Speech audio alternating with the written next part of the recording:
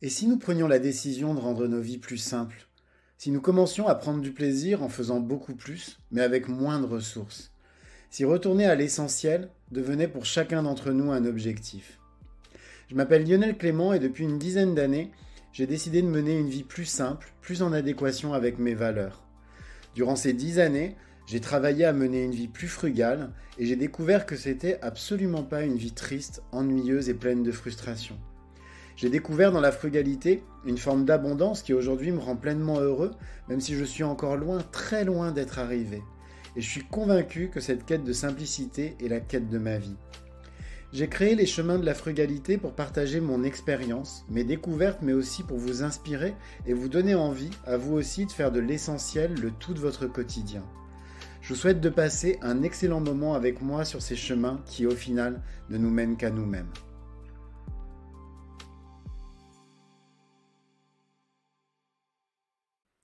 Aujourd'hui, j'avais envie de vous parler d'un super gros tabou. En fait, ce tabou, c'est le tabou de l'argent. Alors l'argent, il est accusé de tous les maux, comme par d'autres, paré de tous les bienfaits. En fait, en avoir beaucoup, c'est un objectif pour plein de personnes, comme si cette accumulation était une garantie de réussite et donc de bonheur. Alors que pour d'autres, dont je fais partie, on essaie de le remettre à sa juste place et de vivre avec de moins en moins d'argent. Et s'il y a bien une phrase qu'on retrouve à chaque fois qu'on parle d'argent, c'est bien celle-ci. On dit: l'argent ne fait pas le bonheur, mais il y contribuerait. Dans cet épisode, je vais donc essayer d'arpenter ce lieu commun qu'on répète tellement que finalement il ne veut plus rien dire. À quelles conditions l'argent contribue-t-il à notre bonheur? Et puis surtout, à partir de quel moment l'argent devient-il un obstacle à ce que nous soyons heureux? Alors je vais commencer par donner 10 arguments en faveur de l'idée que l'argent serait une condition de notre bonheur. Premier argument, c'est la sécurité financière. C'est tout simple, le fait d'avoir de l'argent, ça permet de se sentir en sécurité, en tout cas financièrement. Ça réduit le stress, par exemple, ça réduit l'anxiété, notamment par rapport à toutes les difficultés économiques ou aux imprévus qui peuvent surgir dans notre vie. Le deuxième argument, c'est l'accès aux soins médicaux. Alors, moi, je suis bien placé pour en parler, puisqu'il y a eu des périodes dans ma vie où j'ai vraiment eu très très peu d'argent, voire pas du tout d'argent, et où j'ai été dans des graves difficultés. Et très clairement, ça a été des périodes où j'ai eu des problèmes typiquement de santé, hein, comme par exemple des problèmes dentaires, ce genre de choses, que j'ai pas pu soigner correctement. Et encore aujourd'hui, je paye d'une certaine manière cette période, puisque je me retrouve toujours avec aujourd'hui, même si depuis j'ai soigné ces choses-là, je traîne des séquelles en fait au niveau de la manière dont j'ai traité à l'époque les problèmes dentaires que j'avais.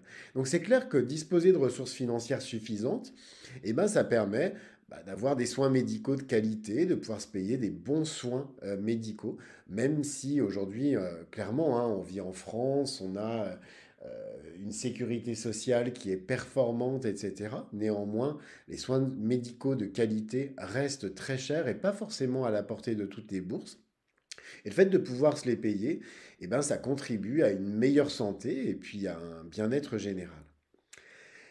Le troisième argument, c'est l'argument de l'éducation. Alors pour ceux qui ne le savent pas, hein, moi quand j'étais étudiant, j'ai dû arrêter mes études faute d'argent. J'ai dû arrêter mes études pour aller travailler, tout simplement parce que j'étais plus capable de subvenir à mes besoins. J'avais pas de ressources, mes parents ne m'aidaient pas.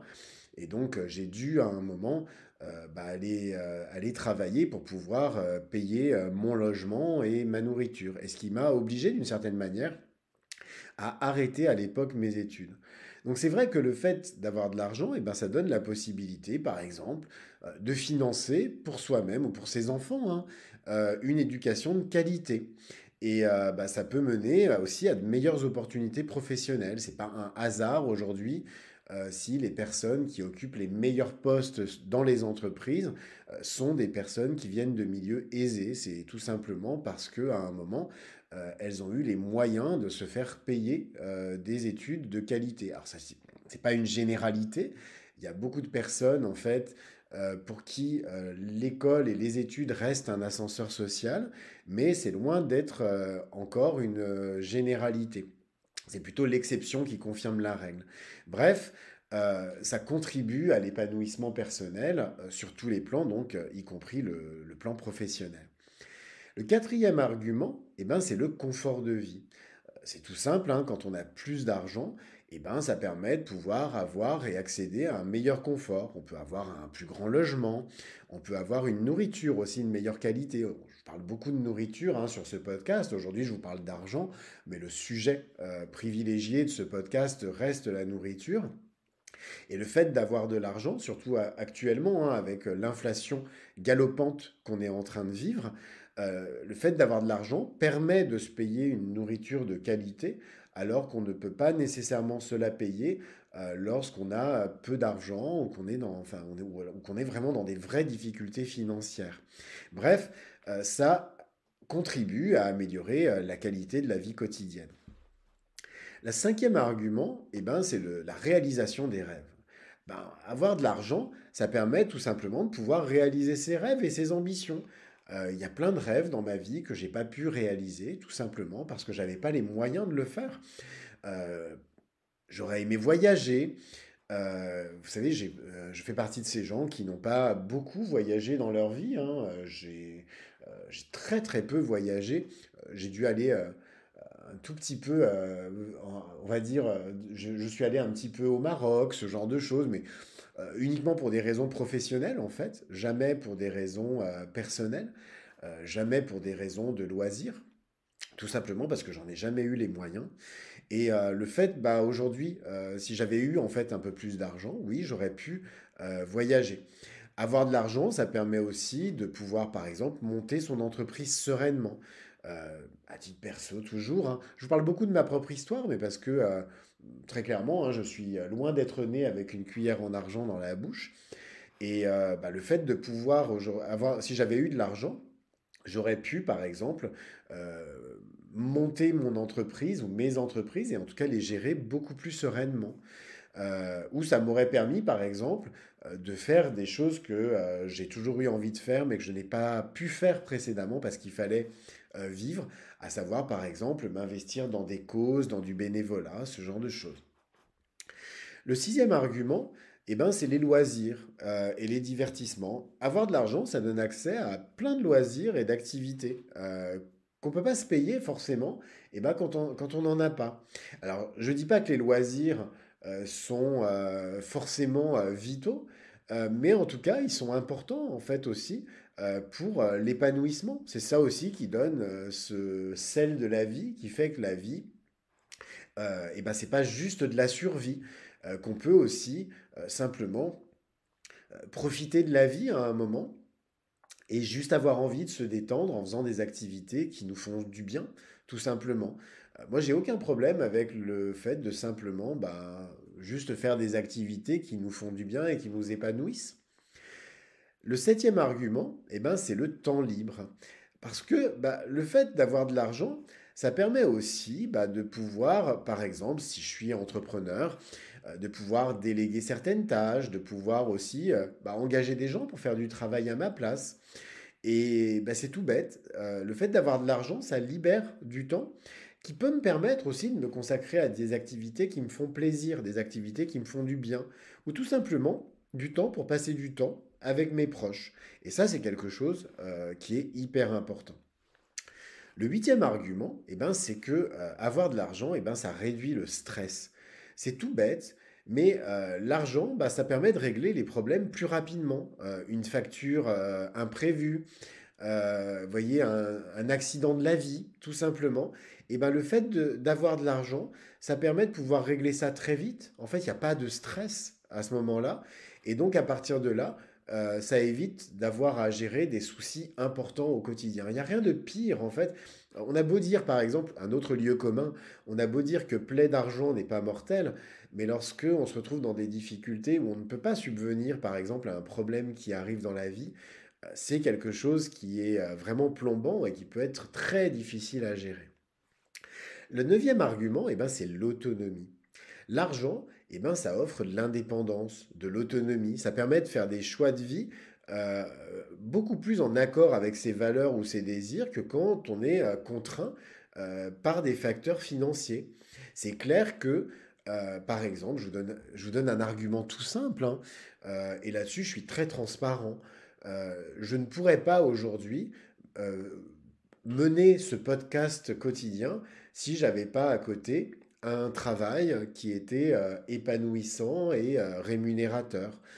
Oui, c'est une condition pour moi de pouvoir me dire, bah, j'ai le luxe de pouvoir en parallèle mener un projet, un podcast qui aujourd'hui ne me rapporte pas d'argent, hein. Il n'y a rien du tout de monétisé ou quoi que ce soit sur ce podcast. Mais si je peux le faire et si j'arrive à le faire l'esprit tranquille, eh ben c'est tout simplement parce que à côté, j'ai un travail qui me permet aujourd'hui d'assurer en fait une sécurité financière. Et puis enfin, le dixième argument, eh ben, c'est les relations sociales. En fait, c'est clair, hein, l'argent, ça garantit pas l'amour, ça garantit pas l'amitié, loin de là. Mais ça facilite aussi des rencontres, des expériences. Très clairement, on fait plus de choses quand on a plus d'argent. Donc à partir de là, on rencontre plus de monde. Et ça offre aussi bah, la possibilité de participer à des événements ou de soutenir des projets avec d'autres personnes qu'on ne pourrait pas soutenir si en l'occurrence on était dans le manque d'argent. Alors vous allez penser que je suis un fervent soutien et défenseur de l'argent qui fait le bonheur, mais euh, pas du tout, puisque néanmoins l'argent, et là je vais vous donner 10 arguments maintenant, qui font que l'argent, eh ben, c'est un obstacle aussi au bonheur. Et le premier, eh ben, c'est ce qu'on appelle, c'est un concept hein, qu'on appelle le bonheur relatif. En fait, notre bonheur, eh ben, il dépend souvent de la comparaison qu'on va faire avec les autres. En gros, on passe notre temps, même si on a beaucoup d'argent, en fait, même si on est très bien dans notre vie, on passe tout notre temps à se comparer avec les autres. C'est comme ça, c'est notre manière de penser, hein, c'est vraiment quelque chose qui est inhérent à notre humanité, donc c'est pas quelque chose dont on peut en fait se dissocier comme ça. Et donc, à partir de là, avoir plus d'argent, eh ben, ça peut amener à se comparer à des personnes encore plus riches. Et donc, à partir de là, bah, ça peut causer plein, plein, plein d'insatisfaction. Et justement, c'est le deuxième argument, c'est l'insatisfaction permanente. En fait, avoir de l'argent, ça peut mener aussi bah, à une quête incessante de réussite matérielle. Moi, je connais des gens qui sont obsédés par l'argent et par la réussite. Et c'est vraiment quelque chose qui est permanent dans leur vie au détriment de tout le reste. Il faut, pour eux, accumuler et continuer à accumuler un maximum d'argent. Bref, c'est des personnes qui sont jamais satisfaites de ce qu'elles possèdent, qui cherchent toujours à en obtenir plus, et même si elles vivent dans un confort de vie exceptionnel, en fait, elles ne sont pas heureuses tout simplement parce qu'elles passent leur temps à attendre d'avoir encore plus. Le troisième argument, eh ben, c'est tout simplement que l'argent peut aussi entretenir des relations très superficielles. Je l'ai vécu quand j'étais entrepreneur. En gros, à un moment hein, dans mon entreprise, j'ai eu une entreprise qui fonctionnait très bien. Ça n'a pas duré longtemps, hein, mais pendant 2 ans, on va dire, cette entreprise m'a vraiment amené à un certain confort de vie. L'entreprise fonctionnait et vous voyez, j'ai pu recruter des gens, etc. Et d'un seul coup, moi qui n'ai jamais vraiment eu beaucoup d'amis, beaucoup de relations, et ben, je me suis retrouvé avec plein de personnes autour de moi, qui gravitaient autour de moi, qui étaient là à dire que j'étais quelqu'un d'extraordinaire, etc. Et puis finalement, je me suis rendu compte que c'était des personnes qui étaient tout simplement intéressées par les avantages matériels que je pouvais leur procurer et qui n'étaient pas du tout intéressés par des liens qui pouvaient être à la fois sincères et authentiques.